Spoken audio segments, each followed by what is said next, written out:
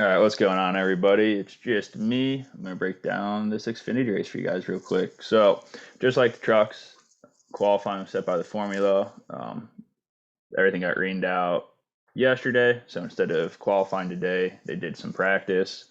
We're at the new Atlanta, repaved, reconfigured. Should be kind of crazy race.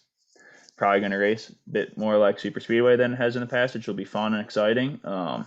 And then this plus that truck race we ran yesterday should give us a pretty good idea for tomorrow's Cup race. Although, based off practice, seems like every series is running just here a little bit different, which is kind of cool. This is a 163 lap race, so not a lot of dominating points. We're going to just be focusing on PD and then finishing potential. Like I said, it's raced a lot more like a super speedway, even Xfinity more so than the trucks, and then Cup seems a little bit more even than this.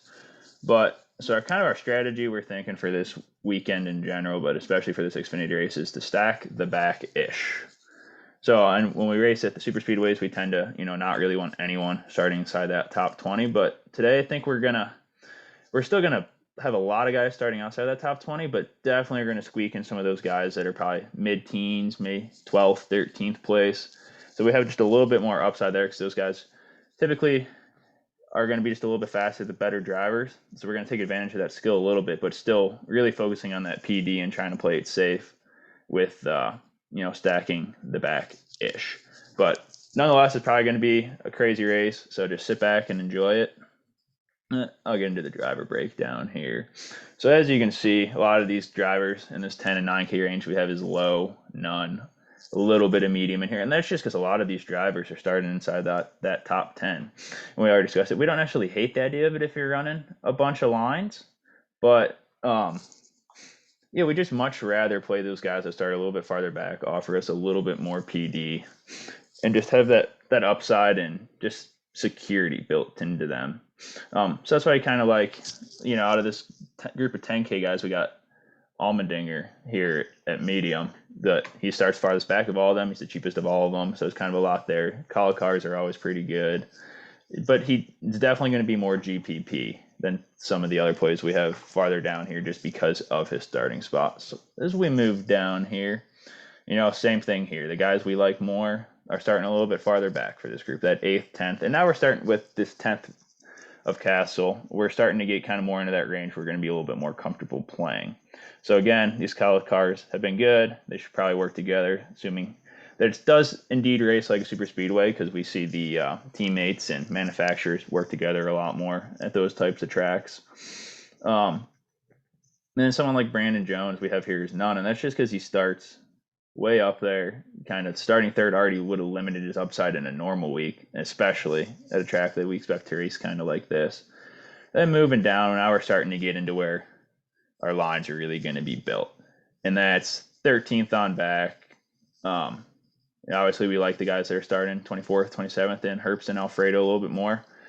They both kind of had some bad luck. Alfredo didn't even get started last week, so burned a bunch of people. So hopefully that lowers his ownership for you guys this week. And then Herbst was running really well and just got caught up in an unfortunate accident. So they both start farther back because of that, which is an awesome play for us this week. Offers us that PD. They were both pretty quick in practice for what you want to look into those practice speeds. Those don't matter probably as much as they would other tracks just because there's going to be that draft and we're going to probably see some guys move up, move back.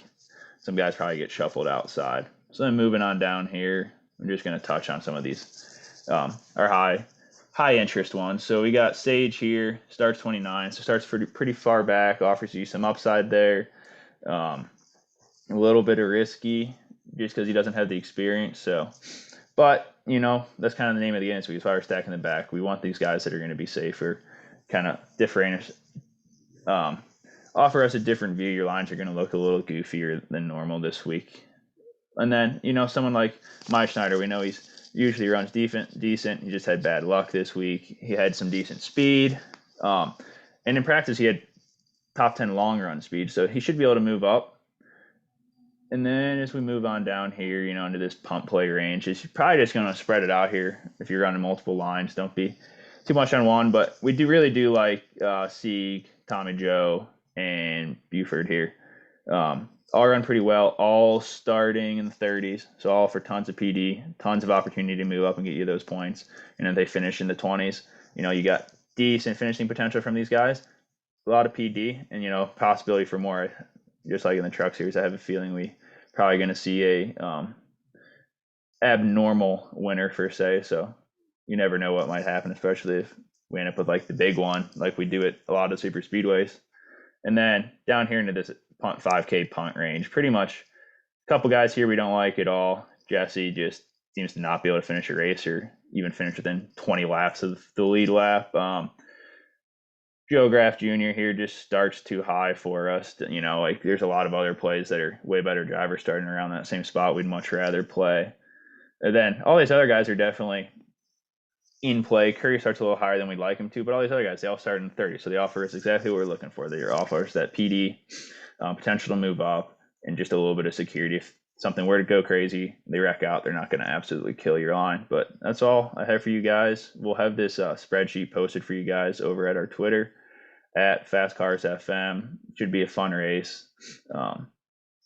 Excited to see what happens. I'm playing a little bit light this week, so do what you want, but just with all the unknowns, I wouldn't go all in this week with your bankroll.